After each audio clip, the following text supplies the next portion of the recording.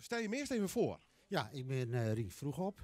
Geert van der Veer, Klaas de Boer. Nou, ik zeg iets met de woorden, dan word ik voor het gek. Dat weet je hem. Ik heb net van niks woordpiek.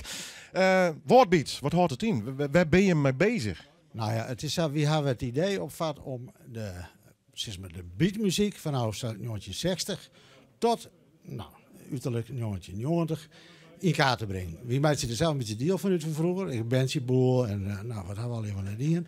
Maar wie maakt eigenlijk dat alles wat er gebeurd is op beatmuziek en popmuziek, rondom Smellingelaan in de woorden, dat is nooit optekenen. Dat moeten we bewaren, want straks ben we er niet meer. Want hoe actief wie die streek eigenlijk als de oude woorden haast? Ljouwt weten we redelijk wat van. Hè? En ik in Jereveen, als van die reunieconcerten net zien we. Maar de woorden en de beatmuziek. Nou ja, rondom Dracht en de woorden gebeuren best wel een hoop. Want hier stik wat invloeden van wat Indo-muziek natuurlijk. Hè? Rondom eerste woorden en maar op zouden bij de eerste Indo-bandjes komen. En dat heeft dus uiteindelijk wel ontwikkeld tot een goede popcultuur. We hebben goede jeugdcentra gewoon natuurlijk in Drachten. We begonnen met Shangri-La, Explo en Letter met Udine natuurlijk nog steeds actueel.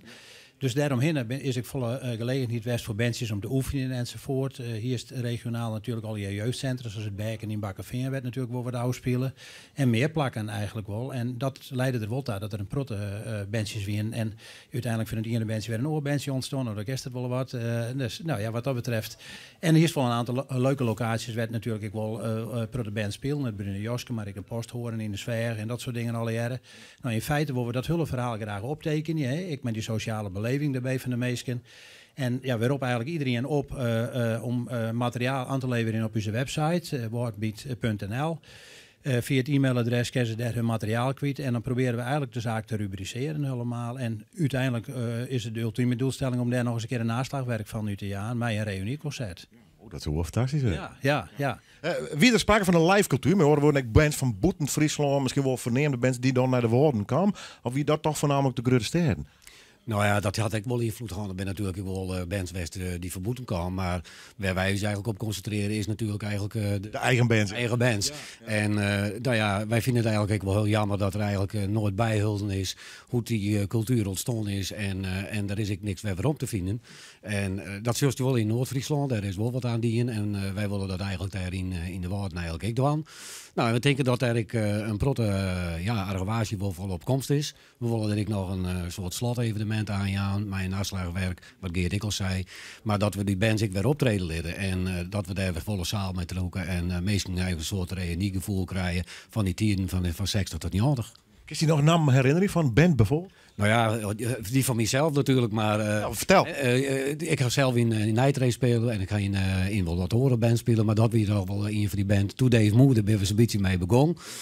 Rien die testeert, die ken ik al van de legere squallen en dat betekent in wezen dat we toen al hier of niet om in win wel bezig. Je hebt het vaak mee, hebt squallen. Ja, nou ja, toen kwam eigenlijk toch wel in de 60 dat zegt eigenlijk dat er prominent eigenlijk weer in die oud zetten zien de cultuur en ja, daar winnen wij onderdeel van en dat is een belangrijke basiswest eigenlijk voor die bands uit die tijd. En nou ja, dat vond ik toch wel mooi om dat weer om te nemen. Leuke tijd om ja, natuurlijk, best jong, een bandje.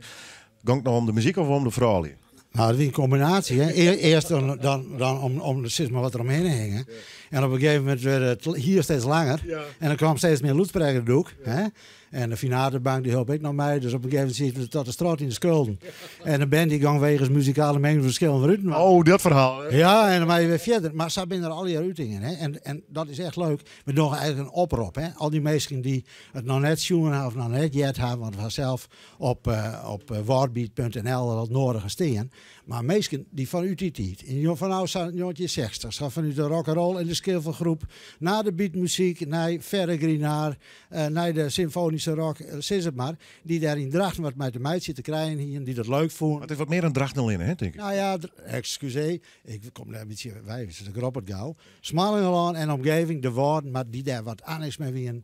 Ja, ga naar onze website woordbeat.nl of naar Woordbeat Friesland, Facebook. En show daarop, post daarop, laat het weten, meld je aan. Want ja, wij reageren er onmiddellijk op. We kunnen foto's uploaden, we kunnen alles doen. Verhalen, misschien singeltjes, nou je weet het maar nooit.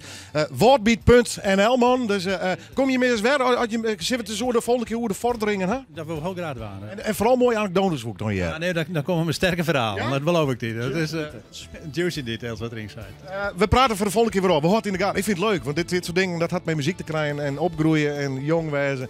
En dan jaren later misschien wel een mooi verhaal op site. Woordbeat.nl, dat is in ieder geval de site waar je hem alles kwijt kennen. Wij gaan ze staan zo op naar je.